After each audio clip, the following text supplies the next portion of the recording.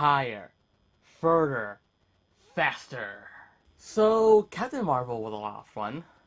It was the next hype film after Infinity War with Ant-Man and the Wasp, but if you see my review, you know how I feel about that. Or go check it out. Yes, it wasn't Avengers 4 well, at the time it was Avengers 4 Endgame. Like after that end credits, it there's a there was that beacon of hope that's got me excited that she's gonna probably save the day somehow or teamwork, whatever's going to happen. It would be kind of cool to see Captain Marvel and Thor team up and do a tag team fight. That's what I'm mostly hoping for in the Endgame. But this was the next one I was hyped for. Now that it came, I'm also on board for Avengers Endgame. As I said, Captain Marvel was a fun movie, a fun 90s movie with an awesome soundtrack. One song in particular that I would never thought to play in a final third act fight scene. Now, like with Thor Ragnarok, the immigrant, I don't know songs that well. This movie is half space and half 90s movie. I really like the space stuff because it really looks like the Guardians of the Galaxy. Those movies set the tone for like Ragnarok and this. Oh, the Earth stuff. It looks like Earth. It looks like Planet Earth from the '90s. Blockbuster, Radio Shack, you name it. Payphones. And also, this comic book helped a little bit with some of the characters that this version of Carol Danvers we're seeing is from this run of I think it's Kelly Sue DeClark. Yeah, her run of the issues or storylines. Oh, there's a space battle in this book, and there's a space battle in the movie, which I'm excited. That got me excited. It's cool.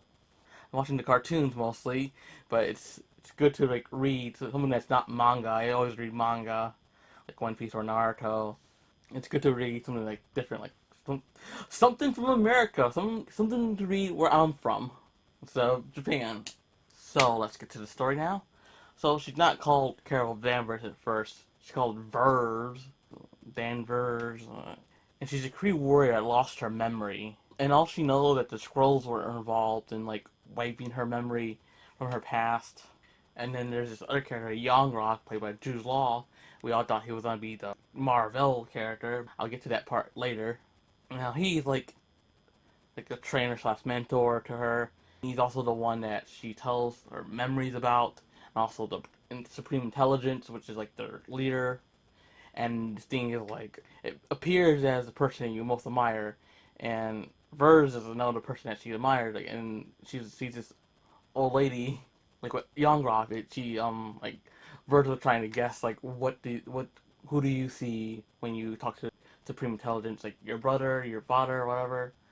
You see their chemistry, like how like they train together, and like and also Verbs like what she learns from Young Rob is like control her emotions when like during battle, not to be so emotional during battle, like something like that. So she talks to the Supreme Intelligence about what she saw in her dreams again, like about the scroll and what she sees. This one part is pretty vague about like that I can remember. It's like when she talks about the Supreme Intelligence and like wanting to like serve. I think it's that part, like wanting to like stop the scrolls. That's the enemies of the movie, the scrolls, and that's what the Creed are fighting for. Or there was like somebody like that the scrolls have, and then the Creed is trying to save. So a blank came from me like from point A to point B. So that was a little blankish. Yeah, I think she was talking about wanting to like stop them, whatever, go on a mission. So they do, and we see like Young Rock's crew. This guy looks like the Santa Claus guy, Tim Allen. Also, I thought there would be like a little bit more character interaction with Verge and her rest of her team because I thought Verge would be friends with the girl Cree, but they don't talk to each other. They do at the end. Well, they do work as a team, but there's not that much interaction between them except for Yangroff and Verge. Seems like they are the ones that are closer to each other. So they go to this plan to like save these people from the scrolls, and they end up getting trapped. because the Skrulls turn into one of the people that they're trying to save, and they end up catching Verge. And yeah, the Skrulls can shapeshift. So yeah, she ends up getting captured by them because they can shapeshift. And they go through her memories, and then we see her past with her friend. She doesn't know it's her friend. I like the way they are like just tapping her head and like going forward and going backwards in her mind, just looking through her past and like trying to find what they were looking for. But it was kind of cool, like seeing like you see Ben Mendelsohn's character, his screed or what was it? I forgot his name. Taras, something like that. Asking to go forward, go back, go forward, go back, or stay there, stay there, stay there, like, what, right there, like that, in her mind. That was a pretty cool sequence. But yeah, she ends up waking up and then fighting the Skrulls a little bit until she does end up escaping and going to the escape pod and crashing into a blockbuster. And then this is where we're gonna get to the Earth stuff. So now we get to Earth. She gets into a blockbuster, and we also get a Buzz Lightyear reference. Since Marvel is owned by Disney, we can probably do references like that, or it doesn't really matter. But it was still kind of cool to see it. Can you read me, Stark Man? That was a real surprise. And also, Toy Story 4 is coming out, so keep that fresh in your mind, or whatever. Just do it for it. Just do it for the nostalgia. Also, I think the main joke of the movie is that it's in the 90s. It's like slow internet. There's so much of this shit. So much of this 90s stuff that just happens. And it's just ridiculous. And it's all in good fun.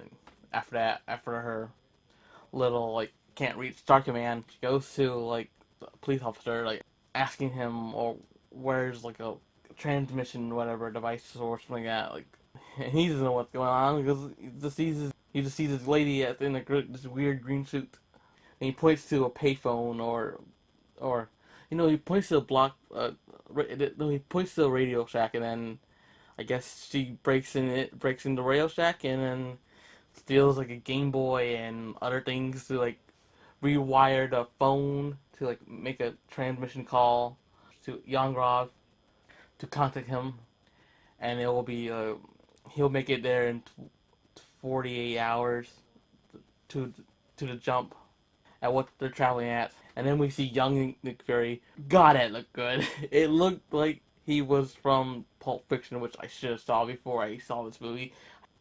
So yeah, Fury looks like he's from the 90s, and it's just really well done. He looks like he's like from Jurassic Park or Pulp Fiction. Also, young Coulson's there. Also, we get to know what level they are at this point in S.H.I.E.L.D. Nick Fury's level 3, and he just said that Coulson's like rookie level, so he's probably level 1.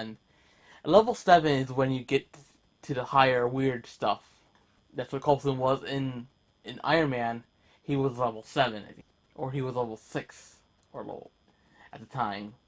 He's level 7 in Avengers, I think. Nick Fury kind of asks her, what are you doing here? Why are you dressed for laser tag? And she explains that she's Verge, she's a Kree warrior trying to hunt down Skrulls who are shapeshifters and they invaded the planet. And he doesn't believe her because this is his first rodeo. I actually got that from the Spider-Man cartoons, the horrible ones. I don't know how I can remember that, but from Coulson in Iron Man 2 and Iron Man 1, when he said that. This ain't my first rodeo, whatever he said like back then. I'm just remembering things right now, but like randomly.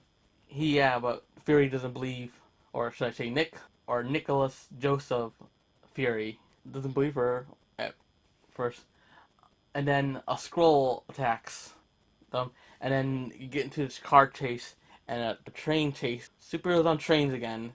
Speaking of this train thing, you should watch the director's behind the scenes from Vanity Fair. I'm put a link in the description because this is one of those other things that I got fascinated with.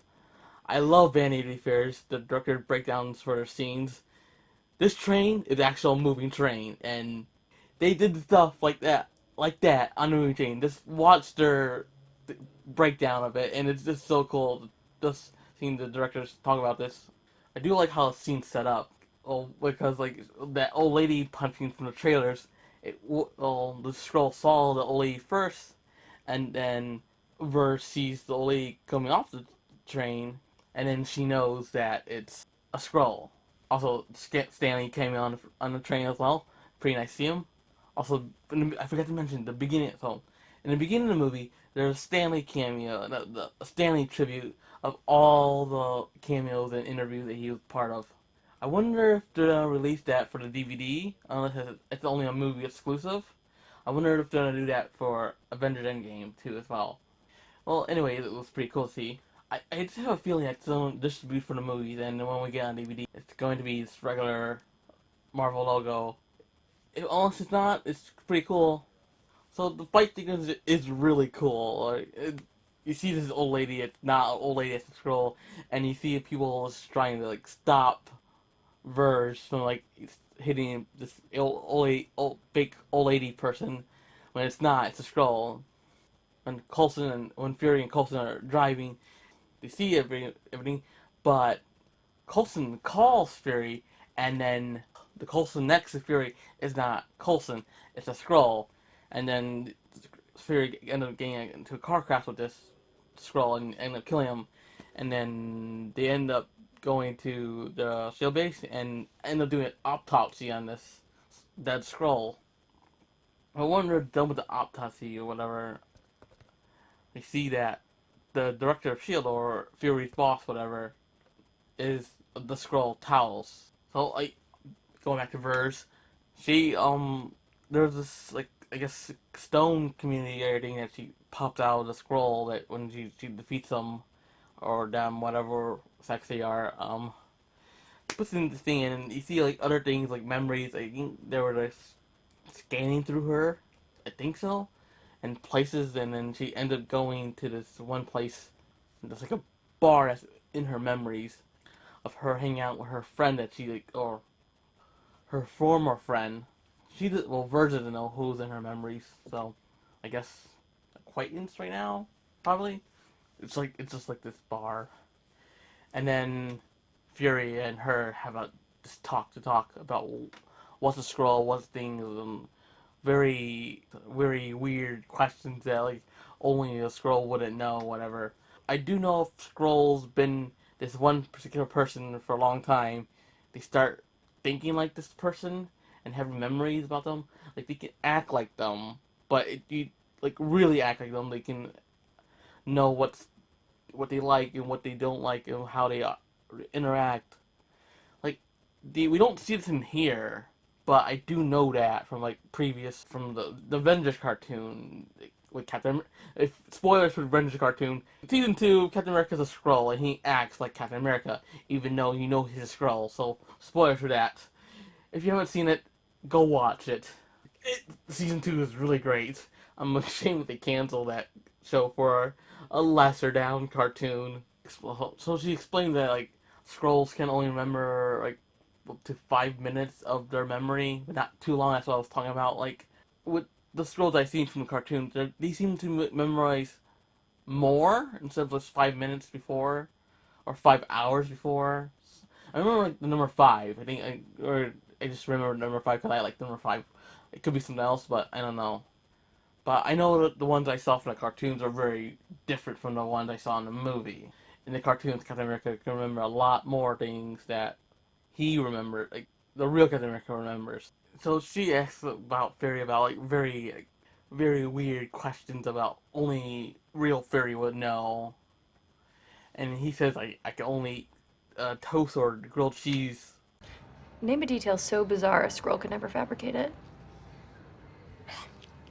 A toast is cut diagonally, I can't eat it. And then he asks like if you're a Skrull, and well, she does a laser blast, and Okay, your turn. Prove you're not a scroll.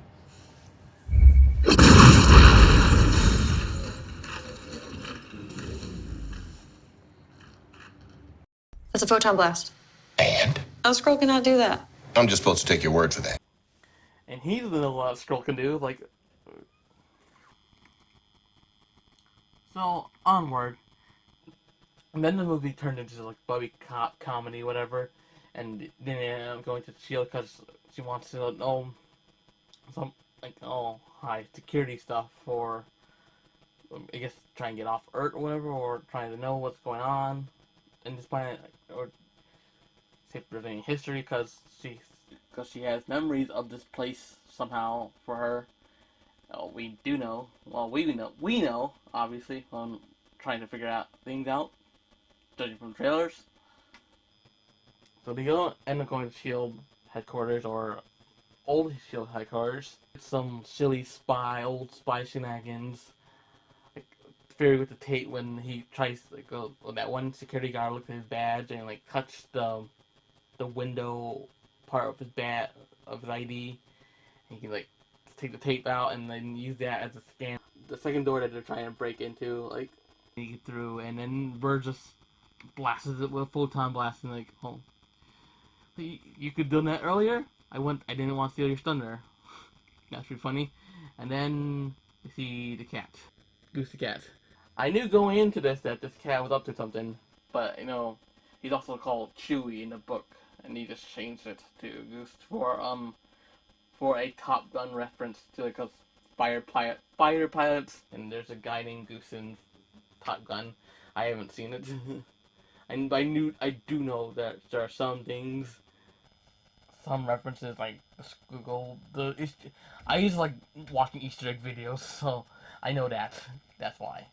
I also know that Fury also likes cats and really likes cats. So they're going through some files, and Versa sees some things that like seems familiar to her, like people, and then she sees the lady that she sees in her Supreme Intelligence.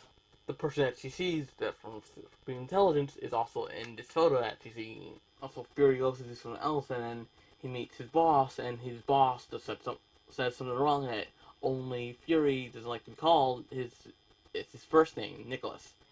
No one calls him Nicholas. Everyone calls him Fury. That's the biggest thing to note.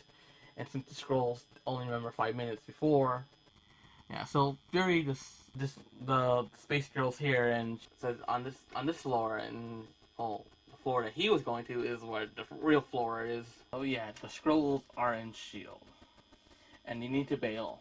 So they go to the hangar and take a Quinjet. The cat also follows them. It's just this cat. It's just following people, and Fury just likes this cat. And Verge found this thing where to go to this farm, or information that she found in his files to know where to go. This is where we get one of her friends, one of her former friends, or still friends, whatever, Maria Rambeau.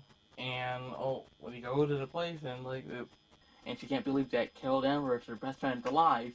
And now she can't remember who she is. So she tries to explain, like what happened to her. So Vert, or Carol now, she's trying to get this information about what's all this. Who's this lady that she sees that seems to admire Larson, or Dr. Larson?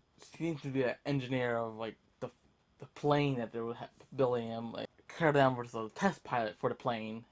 When the plane crashed, Maria thought she lost her best friend, and they don't know also happened to Larson. Everyone disappeared or exploded or whatever, or something like that.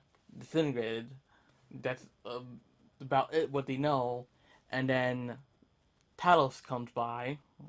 He has a floppy disk that will contain some things that are missing. And then more gags about the 90s, so slow internet.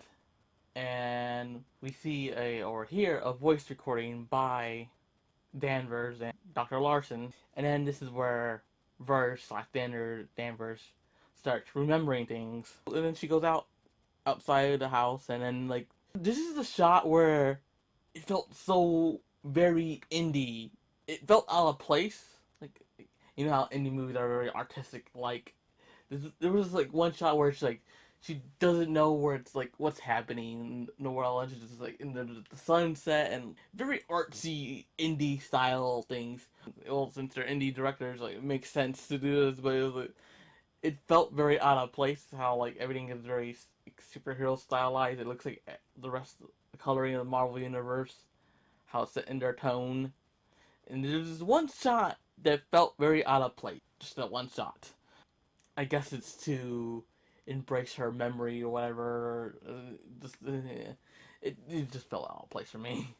Yeah, so the reveal of it is that the Skrulls are not evil. That's what Talos gives them the floppy disk, and that Dr. Larson, was helping them travel to another galaxy, try to get away from the Kree, because the Kree are destroying the Skrulls. I like that twist.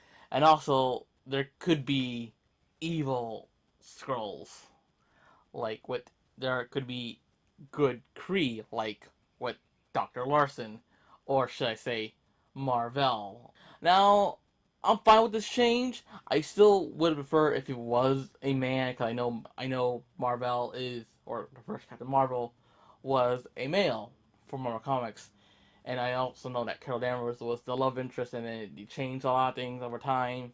Would have been more inspiring if it was a man trying to help a woman, like I could believe in you and stuff like that. It works like that, and also could work like this because since a woman in the military can help another woman in the military, it works either way. It doesn't really matter, I guess. Man, woman, someone can look up to. If they did make it a man, it's probably more of a father figure than a love interest. People were expecting Jude Law to be Marvel, but going back to her memory part of things about when she first got her powers are from the engine. Like, well, I think her powers from the comics, and also what I saw from the cartoons, are from the Kree suit. Like, it gets merged with her human DNA and stuff like that. But here, it's from the engine, which also is powered by the Tesseract, which was a nice surprise. We also see who was the one that found Vers and made Vers' name was Yongroff. Also on Marvel's floppy disk, they found out that she had a base in space, so they go there. And then so we see more Skrulls on that ship, and Talos' family is also on that ship. And we also see the Tesseract, and we also know that she drained power from the Tesseract, like how with the Doctor Scientist from Captain America drained the Tesseract powers to make weapons, but this one was to make an engine, like the engine, to go faster to another galaxy for the Skrulls to live in peace. I'm betting we're still going to get evil Skrulls, but this one is just the good Skrulls. So we're gonna see evil Skrulls. I'm betting on that. Like how we see good Kree, Marvel. So obviously, worlds are just worlds. So they have yin and yang. So yeah.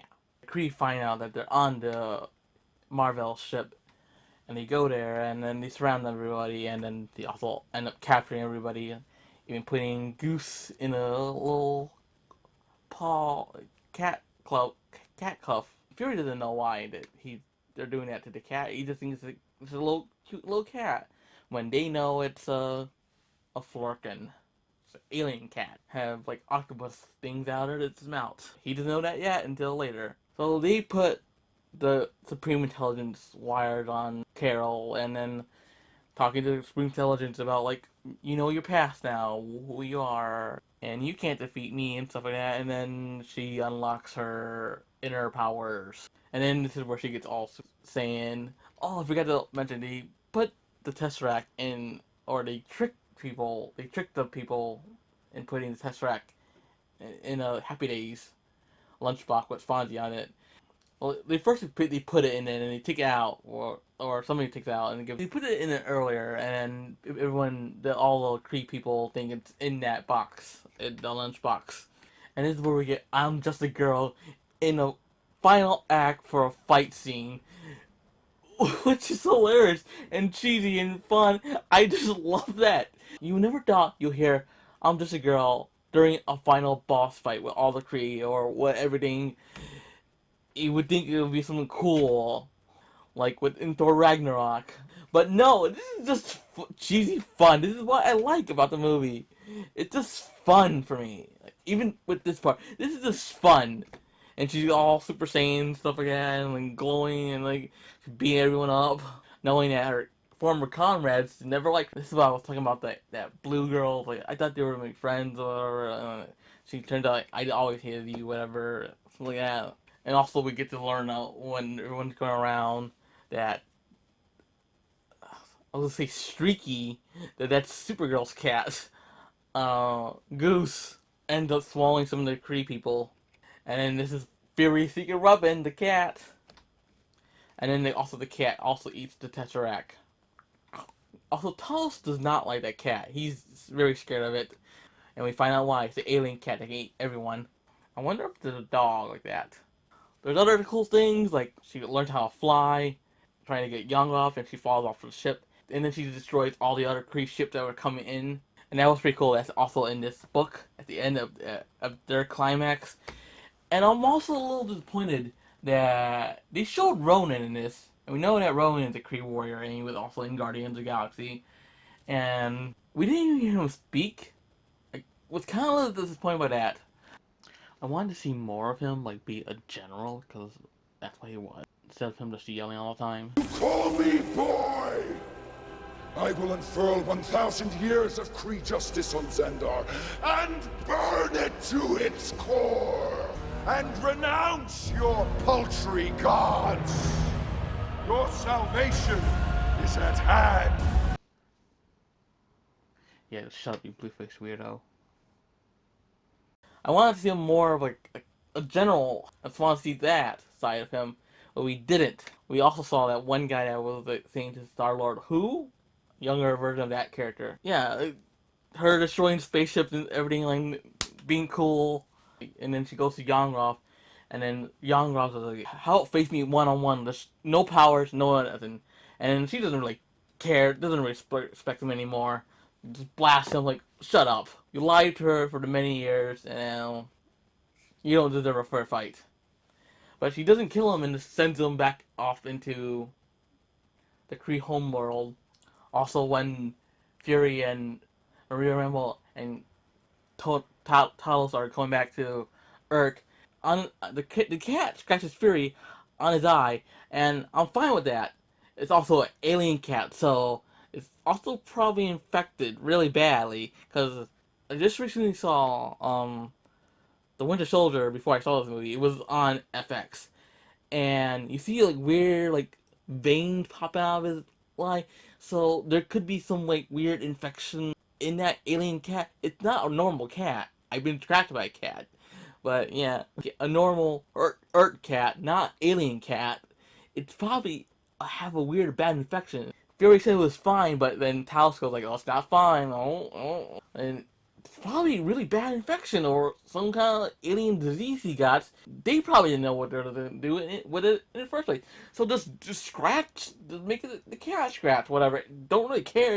It doesn't. He'll. And then also people have been joking about, oh, that's how he doesn't lose his eye. Last time I trusted some person, but people need to calm down about this cat scratching and stuff like that. It's fine. These movies, the Marvel movies, has always been messing with people. They've been messing with you from the beginning. You think the first Avengers movie was gonna be very dark? No, it's hilarious. It's funny. There's dark elements in it, but the first few acts are very hilarious. These movies have always been messing with you. Look back at all the other movies. You complain about this one little thing? What?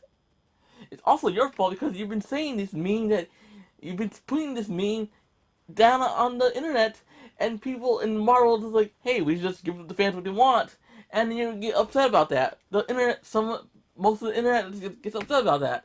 What the hell? So, well, Furious, like, supposed to lose his eye during an epic battle or whatever. So, Carol makes her beacon that we saw in Infinity War, and she tells Fury only use it for emergencies only. So I guess Thanos is the big emergency. Other Earth times were emergencies as well, but like it seems like he only wanted like emergencies. And also I think there was a shareholder meeting a while back for the movie. You started like they explained this meeting that was leaked that she's gonna tell the Avengers like the other planets do not have the Avengers on them, and that's why she's guarding other planets. There was something like that shareholder meeting a while back.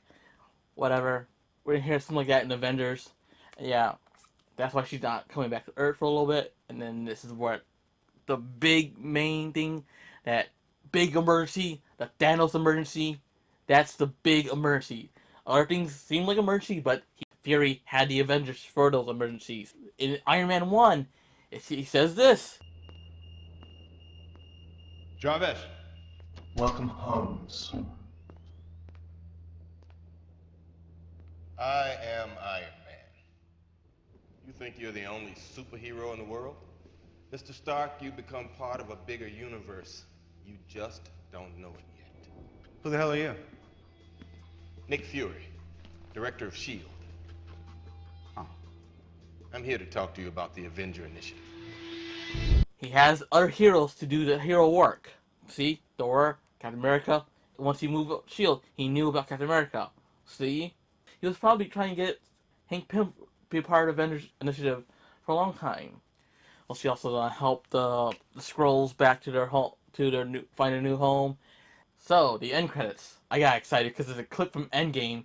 The Avengers are wondering why did Fury leave this beeper behind, or what is this? It's important to, in caps, like, it's important to Fury, so it's important to us. And the beeper stops, and then, like a ninja, she shows up. And we get, where's Fury?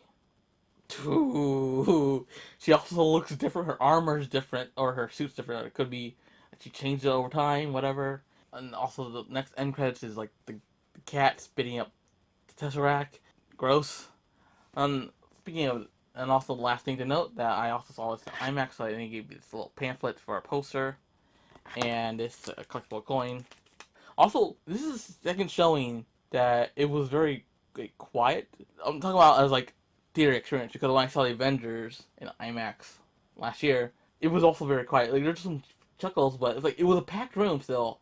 Both times were packed, but it seemed like the IMAX people just want to see the movie instead of like obnoxious fans just laughing a lot and cheering a lot, like Infinity War. Like, I'm glad that the IMAX crowd is like very calmer and very different from the normie crowd. They're not as yeah. So overall, I give the movie 8.5. I really enjoyed it. It was fun for me. I had a blast with it. Just wanted a good Marvel movie that was fun. That was fun and hopeful after Infinity War.